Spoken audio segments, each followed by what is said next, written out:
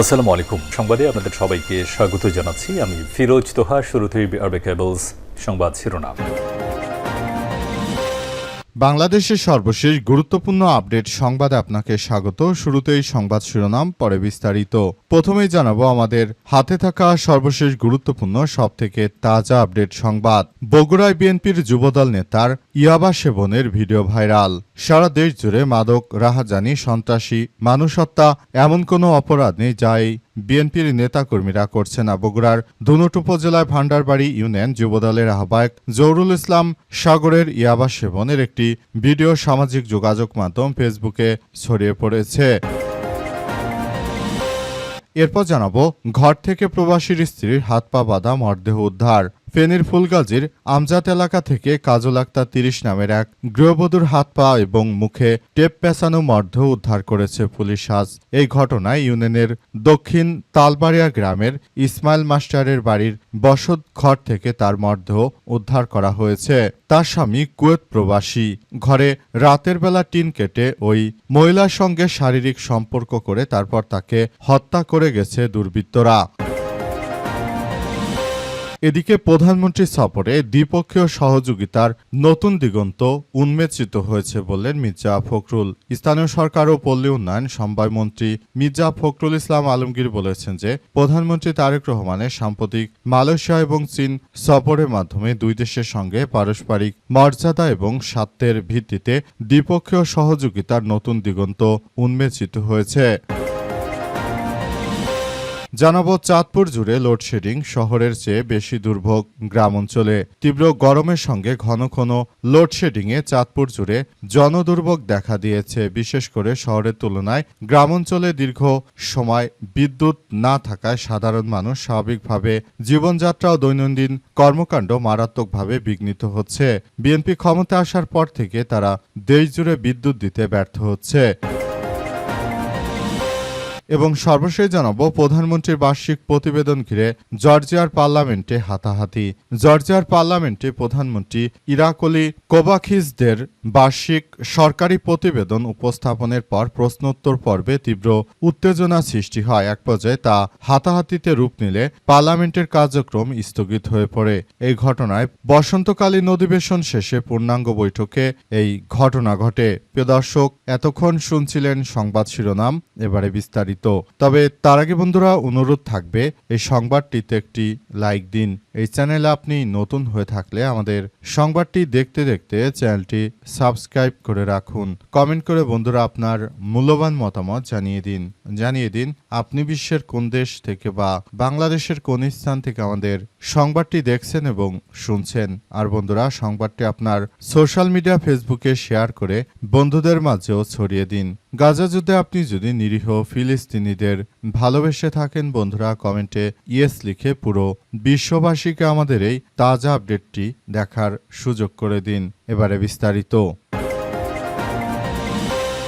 বগুড়ায় যুবদল নেতার ইয়াবা সেবনের ভিডিও ভাইরাল।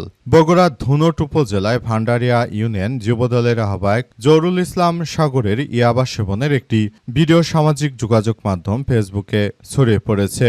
জহুরুল ইসলাম উপজেলার ভূতবাড়ি গ্রামে শামসুল হকের ছেলে। ভিডিওতে দেখা যায় একটি ঘরের বারান্দায় খাটের উপর বসে জহুরুল ইসলাম ইয়াবা সেবন করছেন। জহুরুলের সঙ্গে থাকা কোনো ব্যক্তি তার অজান্তে ভিডিওটি ধারণ করেছে বলে ধারণা করা হচ্ছে। ভিডিওটির দৈর্ঘ্য প্রায় 1 মিনিট। ভিডিওতে তার সঙ্গে আরেক ব্যক্তি থাকলেও ওই ব্যক্তির চেহারা স্পষ্ট নয়, তবে জহুরুল ইসলামকে স্পষ্টভাবে শনাক্ত করা গেছে।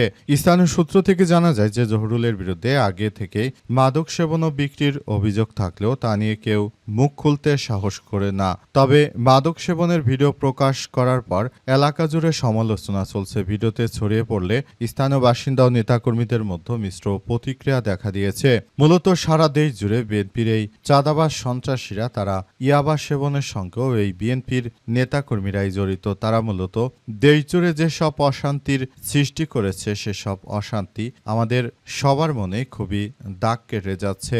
তারা মূলত যে ধরনের কার্যক্রম শুরু করেছে দেশ জুড়ে এই বিএনপির সন্ত্রাসীরা, এদের কারণে দেশটা একদম অশান্ত হয়ে উঠেছে। ক্ষমতায় আসার পর চুরি, চাঁদাবাজি, ছিনতাই, রাহাজানি এমন কোনো অপরাধ নেই যা এই বিএনপির চাঁদাবাজরা করছে না।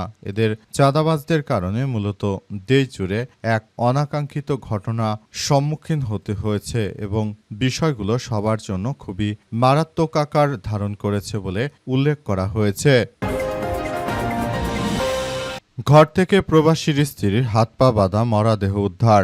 ফেনীর ফুলগাজীতে আমজাদহাট এলাকা থেকে কাজল আক্তার ৩০ নামের এক গৃহবধূর হাত পা বাঁধা এবং মুখে টেপ পেঁচানো মরদেহ উদ্ধার করেছে পুলিশ। আজ ইউনিয়নের দক্ষিণ তালবাড়িয়া গ্রামের ইসমাইল মাস্টারের বাড়ির বসতঘর থেকে তার মরদেহ উদ্ধার করা হয়। নিহত কাজল আক্তার ওই বাড়ির কুয়েত প্রবাসী নুরুল আমিনের স্ত্রী। তিনি ৩ সন্তানের জননী ছিলেন।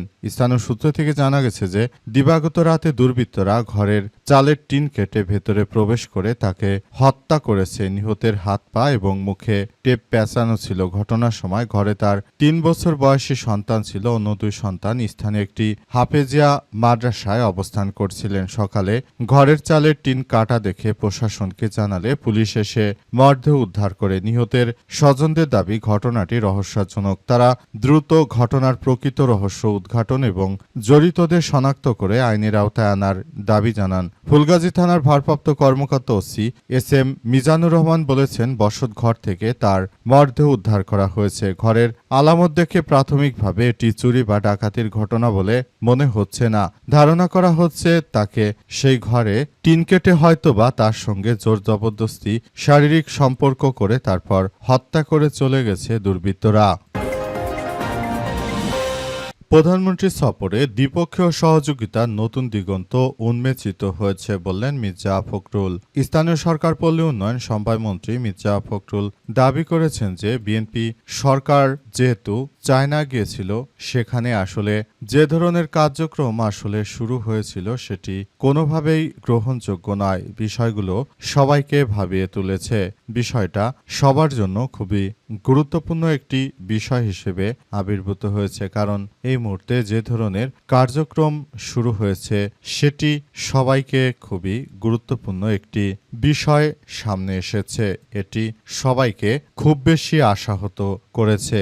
বর্তমান প্রধানমন্ত্রীর এই সফরকে কেন্দ্র করে যেটা আসলে শুরু হয়েছে সেটা কোনোভাবেই গ্রহণযোগ্য নয়, কারণ সরকার যে হাইপ তুলেছিল বিদেশ যাত্রায়, তারা বিদেশে যাওয়ার ফলে দেশের জন্য যেটা করতে চেয়েছিল সেটি কিন্তু সেভাবে আর অগ্রসর হয়নি। তাই বিষয়গুলো সবার জন্য খুবই গুরুত্বপূর্ণ।